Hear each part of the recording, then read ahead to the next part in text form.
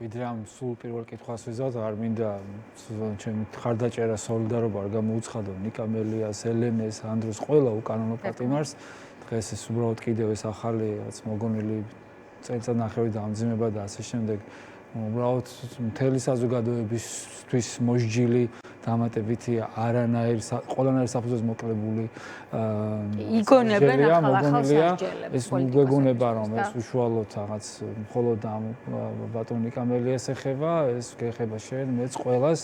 სამწუხაროა ეს ყველაფერი რაც არის, ამიტომ თუ ამ სიტყვებს რამე ადამიანური ემპათიიდან გამომდინარე ექნება ბატონ ნიკასთვის, მართლა გუწევად უთანაგზავ განსაკუთრებულად რა თქმა უნდა ელენე ხოშტარიას, ანდროს, კიდე ყველას სიტყვები, ანუ სახელებით ვიკარგებით. იმდენად სისტემური და იმდენად მძიმეა მთელი საზოგადოებისთვის ეს რაც ხდება. ამიტომ იქნება მაინც ვიფიქროთ ყველამ ამაზე პარალელურად, აი დენიო ჩაგვიქრება და ალბათ კიდევ ჩაგვიქრება ამ დროს მაინც ესეც გაგვახსენდეს ხოლმე.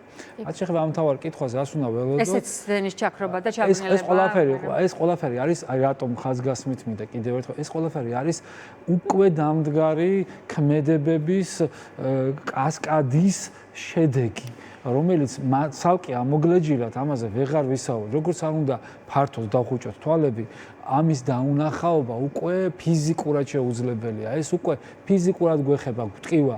ფიზიკურად გვეხება იმით, რომ აი ამ დიდ სიცხეში რომ ჩაქრა, ეს კონდიციონერი აღარ მუშაობს და ვეღარ გრილდები და გაწუხებს ეს სიცხე. რაღაც შიშები იწყება, სხვადასხვა მაცივარში ვისაც რამე უდევს, ისიც უფუჭდება და ასე შემდეგ. ანუ ცოტა უტრირებულად რომ გავედით, ეს ყველაფერი არის ამ ერთიანი, ამ უსამართლო სისტემის ნაწილი. კი, დენი სამჯერ გაგვეთიშა, ეს ცნობილი ფრაზა უკვე ყველამ ვისწავლეთ ეს ბლეკაუთი, ანუ გაშავება, ანუ დაბნელება, დაბნელდა, შემდეგ სინათლე ფიზიკურად მოვიდა, მაგრამ სიბნელე დარჩა. ჩვენ ამ პირველ და მეორე და მესამე ჩაქრობამ გვაჩვენა ის, რომ რეალურად სიბნელეში ვართ. მიუხედავად იმისა, რომ ფიზიკურად ეს რაღაცა ნატურა, ვოლფრამის იქნება თუ ლედნათების იქნება, ანათებს არა. სიბნელე არის ჩვენ სახელმწიფოებრიობაში, ჩვენ ქვეყანა გადაქცეულ რეალობაში, სადაც უკვე ინდივიდუალური მდგენელები რეალურად სურათს აღარ გვაძლევს, გვაქვს ბედნიერი ციფრები ერთი მხრივ, ბედნიერი ციფრების რეალობა, იმიტომ ეკონომიკურის და რაც უტყუარია, რაც ნამდვილად არის სტატისტიკურად მონაცემების დონეზე. ქაღალდზე რამდენად დაისახება ჩვენზე ყველაზე ეს თალკი შეკითხვა. თუმცა რეალურ ცხოვრებაში ეს ბედნიერი ციფრების ბედნიერება რეალ ადამიანებზე არანაირი იმ მელნის ფასიც არ აქვს, ან იმ კარტრიჯის მელნის, რომელიც ამ ფურცელზე დაბეჭდილია, ან ხელით დაწერილია. რეალურად სრულიად გაუფასურებულია. თუმცა სამწუხაროდ ეს ინერციის მომენტი უკვე დიდი ხანია შენელდა, უბრალოდ ჩვენ მივედით იმ ეტაპზე, რომ ინერცია ჩერდება, ფიზიკის კანონებია, მეორე ცნობილი კანონით, ერთი ძალები, ერთი 8 წვებიან, იგივეს რო იწვევენ და ახლა მაგაზებში და ინერცია გაჩერდა და შექცევადი გახდა, უკვე უკუსლი დაიწყო. ჩვენ ეს, ანუ სამი გათიშვა, რაც გქონდა, მე არა ვარ ენერგეტიკის ექსპერტი, დენთან ცოტა ესეთი ცუდი დამოკიდებულება მაქვს, ზარალზე და რაოდენობაზე. სანამ ზარალზე მივაძა, ეს ძალიან კონკრეტულად დათვლადი ტიპი თემაა და ამას ზეპირათაც და ახლა ჯერ საქართველოს ნაწილში დღეს საღამოს ალბათ ჩვენს ხედვას და კვლევას ანალიტიკურ დოკუმენტს დავდებთ აუცილებლად, იმიტომ ეს კომპლექსურია, იქ ძალიან მნიშვნელოვნად დგას უსაფრთხოების საკითხი, ეკონომიკური და სახელმწიფოებრივი და ამ ნაწილს ახლა ზუსტად ვაჯერებდით ერთად, იმიტომ ეს კოლეგიალური მუშაობა მიდის და აუცილებლად გავაზიარებთ საჯაროდ, თუმცა აზარება წაიკითხავს, კარგი იქნება, ახალ რაღაცებს გაიგებენ. რაც შეეხება ამ ნაწილს, სამი რატომ არის აღსანიშნავი? სამი გათიშვიდან სამი გათიშვა სისტემური იყო, საყოველთაო ეროვნული იყო, ანუ თითქმის 90%, 95%-ით გავითიშეთ, რაღაც, მაგრამ სამივეს ჰქონდა სხვადასხვა წყარო, ანუ მიზეზი. რაც ერთი მიზეზი ჰქონდა, მეორეს და მესამე იყო საერთოდ უნიკალური. 90-იან წლებშიც კი, როცა ჩვენ შუქი და გაზი და რა ვიცი, ყველაფერი გვენატრებოდა, მთელი საქართველო ერთიანად არასოდეს არ ჩაბრალებულა. ახლა რატომ მოყვა თუნდაც იმერეთის ხაზზე, ან აჭარის ხაზზე, ან აზერბაიჯანის საზღვარზე მდებარე ელექტროდაზიანებას ან კოლაპს მთელი საქართველოს გათიშვა. რა ეჭვები ჩნდება ამასთან დაკავშირებით და რატომ არ სახელდება არასდროს არც ერთ მიზეზად, მაგალითად მაინინგის ქარხნები, რომელიც ვიცით, რომ ჩვენს ქვეყანაში არის უთვალავი და უკონტროლო. საკითხი უფრო კომპლექსურია და იმაზე რთულია, ვიდრე თუნდაც ექსპერტების მიერ დასახელებული დაახლოებით 5-დან 7%-მდე მთლიანი ჩვენი ენერგომოხმარებიდან ალოცირებული მოცულობა, რაც ხმარდება მაინინგს. ეს მაინინგი რაღაც ნაწილში არის უკანონო, რაღაც ნაწილში არის კანონიერად უკანონო, ანუ უკანონო კანონიერებით, იმიტომ რომ რეალურად ქვეყნის დოვლაც არ ქმნის, 5% თითქოს 5 ხო თითქოს პატარა ნაწილია, მაგრამ თუ ჩვენ აბსოლუტურ ციფრებში შევხედავთ, ძალიან დიდი ციფრებზეა საუბარი, მაგრამ ამაზე ჯობია დარგის სპეციალისტებმა ისაუბრონ, იმიტომ რომ მე შეიძლება რაღაც ტერმინებში შეცდომები დაუშვა და თავ შევიკავო. მიხარით იმიტომ რომ რაღაცა მეტაკლებად ამ ნაწილში ამასო თავი დავანებო. კი, აი თავაროდ ეს სამი ერთნაირი, ერთგვარი მოვლენა უმძიმესი იყო სამი სხვადასხვა მიზეზით გამოწვეული. პირველი ორი მიზეზი თუ იყო დაგროვილი ხარო ტექნიკური მიზეზებიდან გამომდინარე, რაზეც დარგის სპეციალისტები იმედია იტყვიან და გამოძიებასაც დავალოდები და არ იქნება ამ რაღაცა ფუჭი ბრალდებებით იმან თქვა, ამან თქვა ეს ყველას აზიანს. ანუ აქ შევთანხმდეთ, ეს პრობლემა არის საყოველთაო ეროვნული. მიუხედავად ჩვენი ეროვნების, რელიგიური კუთვნილებისა, პოლიტიკური რაღაც სიმპათიების ამ ქვეყანას ეხება. ამ ქვეყანაში მე კი მარსის განთავისუფლების მომხრე რო ვარ და ამ პარტიის წევრი რომ გავხდები ალბათ 100-200 წლის შემდეგ, ეს მეხება მეც ახლა, იმიტომ რომ 100 წლის მერე რაღაცა გავაკეთე. ამიტომ ეს შეგეხებათ განსაკუთრებით ზამთარში. ეს რაც მოხდა ზაფხულში, ნიშნავს თუ არა იმას, რომ უარესი გველი ზამთარში, როცა ელექტროსისტემა უფრო დაიტვირთება. ჩვენ უნდა ვივარაუდოთ, ხო, ამ ეს რიტორიკული კითხვაა, მაგრამ ვარაუდით ყოველთვის ეფუძნება რაღაც მეცნიერებას და რაღაც ფაქტებს. ფაქტი, რითიც ჩვენ სამწუხაროდ უნდა ვივარაუდოთ, რომ ალბათობა იმისა, რომ ეს მოხდეს 50%-ზე მაღალია, 50 არის შუა, ხო? კი ან არა. ამ შემთხვევაში უფრო კი, უფრო მეტია ვიდრე არა, სამწუხარო ნაწილში, გამომდინარე, რომ მესამე გამორთვიდან, რომელიც იყო კლასიკური კაცობრიობის, აი, ყველაზე დიდი სისულელეების ერთ-ერთი მთავარი ასე თქვა სახელმძღვანელოდან აღებული ტესტ რეჟიმში გამორთვეთ. კი, ანუ ჩვენ ეს ტესტებზე ანუ როგორ იყო, ანუ ტიპები ამბობენ იმას, რომ ჩვენ დაგეგმილი ქონდა წარუმატებელი ტესტი, რომელიც წარმატებით შესრულდა. ანუ იგი აი მასშტაბი რომ წარმოვიდგინოთ ახლა რა და ეს კი თითქოს ასაცილო, მაგრამ ძალიან მძიმეა. აი სინამდვილეში არა. მასშტაბი მე-20 საუკუნის ისტორიაში, კაცობრიობის ისტორიაში ომების გარდა ერთ-ერთი უმძიმესი ტრაგედია, რაც მოხდა კაცობრიობის პლანეტა დედამიწისთვის და დღემდე გრძელდება ეს შედეგები, ეს არის ჩერნობილის ტრაგედია 1986 წელს. ჩვენ პატარები ვიყავით, მაგრამ გვახსოვს საქართველოში შეგვეხო მიხვდეთ შორს იყო. ეს ჩერნობილის ტრაგედია გამოიწვია არაკომპეტენტმა საბჭოთა სისტემის ვითომ მეცნიერი ტიპის სუპერ არაკომპეტენტური ტიპის დაგეგმილმა ექსპერიმენტმა, რომელიც იმდენად ქაქისტოკრატიულად იყო დაგეგმილი, შესრულებული და გაფუჭებული ყველაფერი, რომ გარდაუვალი იყო მის, ანუ ჩერნობილის ტრაგედიას ქვია ზუსტად ეგრე, რომ ბჭყალებში წარუმატებელი ექსპერიმენტი, ანუ შექმნილი რო იყო წარუმატებლობის. დაახლოებით კი არა, ზუსტად იგივე გვითხრეს გუშინ ოფიციალურმა პირებმა ამ მესამე გათიშვაზე. რაც იყო გამოწვეული დაგეგმილი, წარმოიდგინეთ, როდის იყო თითქმის პიკის საათში, როცა მეტროც მუშაობს, სარკინიგზო ადამიანის გადაზიდვებით და ადამიანებისთვის აქტიური პერიოდია ქუჩაში გადაადგილების. როცა გჭირდება ელექტროენერგია და მაქსიმალურად ყველა ანთებს ნათო. პირველი ორი შემთხვევა კი უმძიმესი იყო, მაგრამ მეტნაკლებად ისეთ პერიოდში იყო, როცა ეს ანუ მეტროში ჩარჩენის და ლიფტში მასიურად გაჭედვის ალბათობა იყო უფრო დაბალი. ამ დროს უამრავი ადამიანი გაიჭიდა ლიფტში, უამრავი ადამიანი თბილისშია მარტო მეტრო, მაგრამ საქართველოს ხო მარტო თბილისი არ არის, ხო სხვა ქალაქებში ამ დროს ძალიან ბევრი აქტივობა ხდება. გზებზე უბედური შემთხვევები რაღაცა და კასკადი იყო.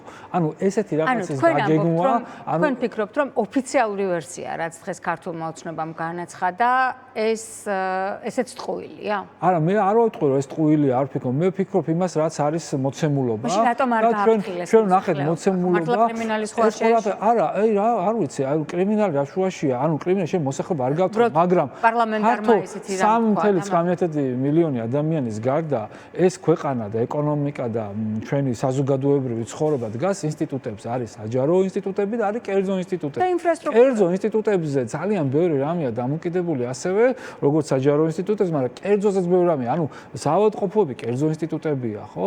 ანუ სამეურნეო სამაცივრო მეურნეობები, დიდი ცივი ღირებულებითი ჯაჭვის შემადგენელი ნაწილი დისტრიბუცია და ასე შემდეგ არის კერძო ინსტიტუტი, რომელიც მიუხედავად იმისა, რომ კერძოა ძალიან მნიშვნელოვანი მოთამაშეა ქვეყნის საზოგადოებრივი ცხოვრებისთვის, ქვეყნის ეკონომიკური სუვერენიტეტის და რეალური ცხოვრებისთვის. ანუ თუ ესენი მიზანმართულად არ იქნა გაფრთხილებული, არ ვიცი, ყველა საავადმყოფოს ესეთი ენერგო ავტომატური გადართვის რესურსი აქვს თუ არა, მე პირადად არ ვიცი. მაგრამ ჩვენ ვიცით, რომ უწყვეტი ელექტროენერგია ჭირდება აბსოლუტურად ყველას. მიმდინარე ოპერაციის დროს, რეანიმაციაში, ასე შემდეგ, ლიფტში გადაადგა ადამიანი მაღალსართულიან შენობებში 4-5 სართულიანი შენობებში ამ მნიშვნელობა აქვს ადამიანები ლიფტით რო გადაადგილდება, ჩვენ ძალიან ბევრი ადამიანი ლიფტში სამწუხაროდ გაიჭედა და აქ არა გვაქვს საუბარი ცისფერი მთებით, ხო გავიგე ლიფტში გაჭედილ ხართო, ხო დაახლოებით, ხო გავიგეთ რომ ნახევარი საქართველოს მინიმუმ ლიფტში გაიჭედა და ეს ადამიანები ყველა ერთნაირად არ აღიქვავს ამ სტრესს და ამ რისკს, ეს ძალიან მძიმე ნაწილი. მოკლედ, ბევრი თემაა და ეს ყველაფერი ესეთი განცხადებები არის კიდევ არაკომპეტენციის და არაკომპეტენტურობის ხაზგასმა, რაც ჩვენ გვაძლევს იმ ვარაუდს და უბრუნდები იმას 50%-ზე მეტად შევაფასოთ რისკები გამეორების, იმიტომ რომ იგივე არაკომპეტენტური ადამიანების ხელში რჩება ეს სისტემა გლობალურად, იქ ერთი ადამიანის სახელი ვიღაცა მოვიდა, წავიდა, რომელიც ვიცოდეთ თავიდანვე რომ არ იყო ამ დარგის სპეციალისტი, ამ დარგის კომპეტენტური მოთამაშე, არც ყოველ შემთხვევაში შეიძლება დარგის მაინც და მაინც ესეთი ჰიპერსპეციალისტი არ იყოს, მაგრამ რაღაცა აკადემიური მოცემულობით, ცხოვრებისეული გამოცდილებით და ასე შემდეგ იყოს რაღაცა კარგი მენეჯერული და ადამიანური უნარჩვევების პატრონი. ადამიანი, რომელსაც აქვს გამოცდილება რაღაცა მართვის რაღაც ნაწილში, ხო? ჩვენ ესეც არ ვიცოდით, რომ ამ ნაწილში იყვნენ და ესეთი დანიშვნები პოლიტიკური ნიშნით ყოველთვის რაღაცა ეგრე იყო დანიშნული ჩერნობილის ცნობილი ტრაგედიის ავტორიც ზუსტად. და ცუდი შედარება, მაგრამ მასშტაბი წარმოვიდგინეთ იგივეა. ამ ნაწილს რო დაუბრუნდეთ ეკონომიკურ ზარალს, ხო ჩვენ არც დავითვალეთ და არც მოვიკითხეთ რამდენი შეტყობინება შევიდა 112-ში, ამისი სტატისტიკაც მნიშვნელოვანია, რომ ობიექტურად გავაანალიზოთ პირველ გათიშვამდე რა მდგომარეობა ხდებოდა და ამ პირველი, მეორე, მესამე გათიშვების მერე რა მდგომარეობა გვაქვს ზოგადად საზოგადოებრივი მენტალური ჯანმრთელობის კუთხით, კარგი გაგებით, იმიტომ რომ ეს ერთი სამყაროს ნაწილი ვართ, ერთი ქვეყნის ნაწილი ვართ, სადაც არ აქვს მდგომარეობა ნორმალური, სადაც უმაღლესი ხარისხით არის პოლარიზაცია და ეს ახალ-ახალი შემოვარდნები ჩვენს რეალობაში დაგეგმილი თუ დაუგეგმავი საბოტაჟის გარეშეც კიდევ უფრო ამძიმებს მთლიანად ქვეყნის არსებობის ალბათობას 50-ის იქით ნეგატივისკენ გვწევს. რაც შეეხება ეკონომიკურ ზარალს, ეს ძალიან მარტივად დათვლადი პროცედურაა, რომელიც სამწუხაროდ ჯერ არავის არ გაუკეთებია ჩვენ. ყველა ჩაბნელების დროს თქვა საერთაშორისო ყველაფერს აქვს სისტემაში ყოველთვის აქვს საერთაშორისო მეთოდოლოგიები არის ძალიან გავრცელებული, ძალიან ბევრი, ერთ-ერთი რომელიც 2019 წელსაც არის შესწავლილი სახელმწიფო უნივერსიტეტის მიერაც არის ეფუძნება ეს მეთოდოლოგია, ესეთი LOS მეთოდია, ანუ მიუღებელი ენერგო დატვირთვის მაჩვენებელი, რომელიც ითვლება რეალური დატვირთვებიდან და არის კიდევ მიუღებელი ენერგიის ღირებულება.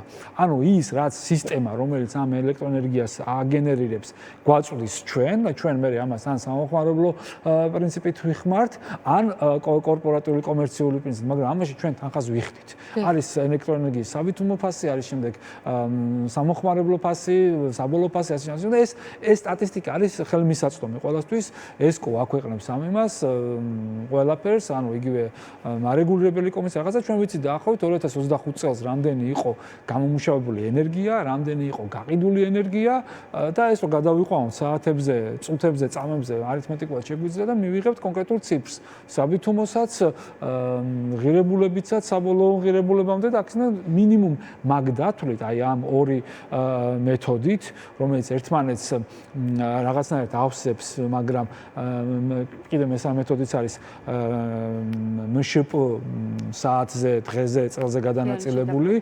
ამ ნაწილში ჩვენ შეგვიძლია მივიდეთ ციფრებთან, რაც აი ამ ჯერჯერობით ოფიციალურად ხელმისაწვდომ ციფრებზე, ESCO-ს გამოქვეყნებულ 2025 წლის ციფრებზე და GDP-ს ციფრებზე ვიცით, რომ 104 მილიარდი იყო გასულ წელს ლარი ჩვენი მთლიანი შიდა პროდუქტი. იყო. მივდივართ ამ ციფრამდე, რომ აი კარგი ცუდი თუ ყველაზე უარესით 18-დან 60 მილიონ ლარამდე. რაც ერთი შეხედვით სადაც 32 მილიონი ლარი შეგვიძლია, მტკიცებით ფორმაში არა, მაგრამ ამ ინფორმაციაზე დაყრდნობით ელემენტარული არითმეტიკით, ამ ევროსტანდარტების და სოფლიოში არსებული სტანდარტით მიღებული და მისაწოდებელი ენერგიის ღირებულების გამოთვლით გამოვითვალოთ, რომ ეს ამ სამი შემთხვევის იმაში ყველაზე მინიმალური დანაკარგი ეკონომიკა მიიღო 32 მილიონი ლარი. თითქოს არაფერია გასული წლის ორ კვირაში. არა, ამ 2 საათიან გათესვაში. კი, თითქოს არაფერია, ხო, ატომაც არა, მაგრამ ჩვენ თუ ამაში ეს არის პირდაპირი მეთოდით დათვლილი, რომელიც კიდევ ერთხელ ეფუძნება ინფორმაციას, რომელიც ჩვენ არ გვაქვს სიღრმისეულ მუში პლუს ამ ციფრების დათვლაში ჩვენ არ შეგვიყვანია რამდენი გამოძახება იყო 112-ზე, რომელიც ვერ მივიდა, რამდენი ადამიანი გაიჭედა ლიფტში, აი ამ ადამიანების ფიზიკური დისკომფორტი დაგვემართა და შემდგომ ფსიქოლოგიური დისკომფორტი, რომელიც მეტროს გვირაბებში მოუწია, გამოვლა და იქ ყველა ახალგაზრდა და ენთუზიასტი და ექსტრემის მოყვარული ადამიანი არ იყო, ხო? ამ შემთხვევაში 90-იანებში მეც გავჭედილ ვარ მეტროში და აი ეს სტრესი ახლაც მახსოვს, როგორ მომიწია ჯერთი კლაუსტროფობის პრობლემა მაქვს და აი ახლაც მახსოვს სტრესი, როგორ მომიწია ამ გვირაბის გამოვლა, რომ როგორ მეცნიერებაა, ეს ხო მეცნიერებულად შესწავლილია, რომ ეს განსაკუთრებით ახალგაზრდა ასაკში მიღებულმა სხვადასხვა ტიპის თითქოს უმნიშვნელო სტრესები აღახდენს ფორმირებას მთელ ცხოვრებაზე, ადამიანის მათ პროდუქტიულობაზე, მე საჭიროა სხვადასხვა ჩარევები და სხვადასხვა ჩარევები იწვევს სხვადასხვა მატერიალურ ხარჯს, ჭირდება კვალიფიცირებული მედიკამენტი, ასე ეს შეფასებული ჯერ სამწუხაროდ არ არის. თუმცა მაგის გარდაც ამ ეკონომიკური შეფასებით უკვე საკმაოდ დიდი ზარალი, მაგრამ ყველაზე დიდი ზარალი, ყველაზე დიდი სიმძიმე, აი ამ სამი განსხვავებული სისტემური პრობლემისგან ჩვენ გვაქვს ქვეყნის უსაფრთხოების კონტექსტში, რომელზეც დგას ეკონომიკაზე დგას ქვეყნის უსაფრთხოება, ქვეყნის უსაფრთხოება არის ერთ-ერთი მთავარი ბურჯი, რომელსაც ჭირდება აუცილებლად ეკონომიკური მდგენელი, ენერგეტიკული მდგენელი და ჩვენ ეს ბურჯი ძალიან შერყეული გვაქვს, იმიტომ ვერანაირ თავდაცვით შესაძლებლობებზე, ვერანაირ მდგრადობაზე ჰიბრიდული რისკების, რომელიც უკვე ჩვენთან უკვე რეალიზებულია. მე ამას როგორც ექსპერტი კი არ ვსაუბრობ, ან როგორც რაღაცა ანალიტიკოსი, რომელსაც მაინტერესებს და ვიცით 2019 წელს არ დაგვაუწყოს ჩვენს ქვეყანაში სახელმწიფო სექტორზე იყო კიბერშეტევა, რომელიც დაადასტურა ამერიკის შეერთებული შტატების ცენტრალურ სადაზვერვო სამსახურმა და სახელმწიფო დეპარტამენტმა და ევროკავშირის შესაბამისმა სამსახურმა გრუს ჩართულობით იყო. კი ბატონო, ახლა ეს გათიშვები არის რაიმე შანსი, რამდენიმე პროცენტი მაინც უკავშირდებოდეს კიბერშეტევებს? იცით კიდევ ერთხელ რა, მოდით აველოდოთ წყალებში ამ გამოძიებას, მაგრამ ჩვენ იმსჯელოთ იმითი, ჩვენ რა გვაქვს, როგორი მოწყვლადები ვართ, ერთი ამ ტექნიკური გაუმართავობით, პირველი ორი იყო ტექნიკური გაუმართავობა, ერთი სიტყვაზე მთელი სისტემა როგორ ესე იგი ადვილად შეიძლება მოვარდეს, შეიძლება ადამიანური რისკი იყო, არ ვიცით, მაგრამ მესამე იყო უკვე დაგეგმილი, გაცხადებული ბჭყალებში ტესტის შედეგი, რომელიც იმდენად ცუდად დაიგეგმა, იმდენად ცუდად აღსრულდა და იმდენად ცუდად მოხდა შემდგომი რეაგირება, რომ აი ეს კასკადი და აი ამ დამატება იმ ორთან იცით, საჭიროებასაც აღარ აჩენს, რომ ვიღაცას დაგეგმვა არაპროფესიონალების სისტემაში ნაკლებობის ბრალია, რომელიც ყავდა ფაქტია, ხო? ეს ფაქტია, რომ ეს არ გამოსწორდებოდა ამ წლებში. სპირალურად ვითარდება, ხო, სპირალური განვითარება რა, იწყება მცირე მომზენ, მე ინერციის აკრეფით უფრო ფართოვდება და უფრო მეტად აზიანებს ამ გარემოს. გამოწორების გზებზე რომ გამოწორების გზები არის ისევ და ისე. ნაკლები ბლეკაუთი ვიხილოთ და საერთოდ არ ვიხილოთ. ბლეკაუთი რომ არ ვიხილოთ, ანუ თვითონ მაპატიეთ ბარემ დავასრულებ შეკითხვას, იმიტომ რომ ისეთი ცნობიერების ნაკადიც მეტყოლებთ, რომ ვეღარ ვასწრებ კითხვების ჩატევას, ამიტომ მინდა ბარემ ისა მოგაწოდოთ ეს სასაუბროთ ეს თემა. ქართული ოცნების რიგებში არ გამორიცხეს, რომ დაიწყოს ახალი ჰესების მშენებლობაზე საუბარი და ჩვენ ვიცით, რომ სწორედ ქართული ოცნების პრემიერ-მინისტრი ირაკლი ღარიბაშვილი იყო ის ადამიანი, ვინც ეგრეთ წოდებული ხალხის პროტესტის მოტივით საერთოდ შეაჩერა ნამახვან ჰესის მშენებლობა მადლობა. ვიცით გიორგი გახარიამ როგორი იმუშავა პანკისში მაგალითად მცირე ჰესის მშენებლობის წინააღმდეგ და ნუ მოკლედ აი აღარ გავიხსენებ ამას. ქართული ოცნებისთვის ხალხის პროტესტი რომ არაფერს არ ნიშნავს ეს ბოლო 2 წელმა გვაჩვენა იდეალურად, მაგრამ ახლა ამბობენ რომ მილიარდიანი ზარალი ჯარიმის გადასახდელად ქვეყანას დააკისრეს, იმიტომ რომ ხალხმა გააპროტესტა ნამახვან ჰესის მშენებლობაო და მოი აი მოკლედ ამაზეც. მოგეთ აი ეს ძალიან დიდი მადლობა თეო უნიშნულოვანესი კითხვაა და მოდი მეც ვეცდები რომ აი საკმაოდ ცეთი ამოწურავად ჩემი მხრიდან ესე თქვა დეტალების გარშემო. პირველ რიგში დავიწყოთ რომ ეს არის ისეთი აბსოლუტური ჭეშმარიტება, ესეთი რომ ელექტროენერგია გვჭირდება და ჰესები გვჭირდება, როგორც არის მაგალითად 2x2 არის 4, რუსეთი არის ოკუპანტი და ცუდი ქვეყანა, ხო? ანუ ჩვენ გვჭირდება დენი არა მარტო იმის რომ განათლება წიგნი წავიკითხოთ ან რაღაცა განათლება მივიღოთ, არამედ იმისთვის რომ ეს ღირებულებითი ჯაჭვი რომ საკვების უსაფრთხოება იყოს, ქვეყნის უსაფრთხოება იყოს, კიბერუსაფრთხოება იყოს, თავდაცვითი უსაფრთხოება, აი ყველაფერი და განათლების ხარისხი და ადამიანების ცხოვრების ხარისხი ჯანმრთელობის კუთხით იყოს დაცული. ამისთვის ჩვენ გვჭირდება ელექტროენერგია, ჩვენ გვაქვს ჰიდრო შესაძლებლობები, როგორც ვიცით, როგორც მეტნაკლებად სადღეგრძელოებითაც და მეცნიერებითაც და ეს უნდა გაკეთდეს. ის რომ სახელმწიფოს მოუწია მილიარდზე მეტი ლარის ჯარიმის გადახდა ერთი აქედან 140 მილიონ დოლარამდე პირდაპირ კრემლს გადაუხადეთ, ხო, ინტერაოს რა, რომელთანაც კიდევ სხვა ოფიციალურ სანქციებაში, უმძიმეს მდგომარეობაში ხა. ეს არ იყო მარტო ხალხის პროტესტის ნაწილი არ იყო. ხალხის პროტესტიც იყო იმიტომ რომ ყველაფერი იყო არაკომპეტენტურად გაკეთებული და აბსოლუტურად იყო დაკარგული კომუნიკაცია ამ ეგრეთ წოდებულ ხელისუფლებას შორის, ვინც არ უნდა ყოფილიყო მაშინ, იგივე პანკიშიც იგივე მოხდა და ყველგან და ამ ადამიანებს შორის, რომლებსაც რაღაცა ინფორმაცია ქონდათ არასწორად მიცემული და რომლებიც მერე სხვადასხვა მიზეზებით, ну ყოველ შემთხვევაში პროტესტი არასწორი ფორმით წავიდა. ეს არის ფაქტი, უკვე ჩვენ ვიცით რეალიზებულია ეს კი ამაზე აღარ ვკითხავთ. მაგრამ ჩვენ ვიცით რომ ეს უნდა გაკეთდეს, ჩვენ ვართ მომხრეები, ყველა ადამიანი მეც პირადად რომ ჰესები უნდა აშენდეს და ეს ჯარიმები რაღაცები გადავიხადე ეს ამბობ. მაგრამ მეორე პრობლემა ის არის, რომ ეს ქართული ოცნება რასაც აცხადებს, რომ აი ეხლა უნდა გავაკეთოთ და ავიდეთ და იმიტომ რომ აი ვიღაცის ბრალია რო არა ჩვენ თუ დავაკვირდებით დარგის სპეციალისტებს, რომელიც არის არც ერთი პარტიის მიმდევარი, ვიცით რომ ერთ-ერთი უდიდესი სპეციალისტია ამ დარგის, რამოდენიმე ენერგეტიკები ამბობენ, რომ მათ წელს უწევთ აი ამ არასწორი პოლიტიკიდან გამომდინარე, რომელიც წლებია გროვდებოდა და წელს უბრალოდ რაღაცა გაახსენდა ესკოსაც, მესკოსაც, სსს-ს იმათ, რომ ასეულობით მილიონი ლარის ზარალს მიიღებს ჰიდროელექტროსადგურების ფლობელი კომპანიები, ქართველი მეწარმეები მათ შორის, იმიტომ რომ მათ უწევთ წყლის დაღვრა. ესე იგი რაშია საქმე? კი, გასაგებია რომ ენგუჰერს ერთ-ერთი უდიდესი ნაწილია ჩვენი ენერგომომარაგების, მაგრამ ბევრი ჰიდროელექტროსადგური აშენდა, რომლებიც ახლა ვერ ოპერირებენ ფიზიკურად ამ განცხადებიდან გამომდინარე, რომელსაც უწევს წყლის დაქცევა, ეს ნიშნავს იმას, რომ მათ აქვს ჭარბი ელექტროენერგია, რომელსაც ვერ ყიდიან. ანუ ვერ მიდის, ვერ მიეწოდება. ანუ ესე იგი ჩვენ პრობლემა ის კი არ გვაქვს, რომ ელექტროენერგია არ გვაქვს და დეფიციტში ვართ ჭყალებში. არამედ პრობლემა არის სხვა სისტემური, ანუ რომელიც წლების განმავლობაში დაგროვდა იგივე მარეგულირებელი კომისიის თავმჯდომარემ რომ მოგვახსენა აპრილში ტარიფი, იმიტომ იზრდება რომ მილიარდიანი ინვესტიციები გვაქვს გასაკეთებელიო. მილიარდიანი ინვესტიცია ეს არ არის ეგეთი რაღაც უცბად. გამახსენდა რომ ჭიქა უნდა ვიყიდო ეხლავე. ხო ეს ჭიქა თვეთა განიცადა.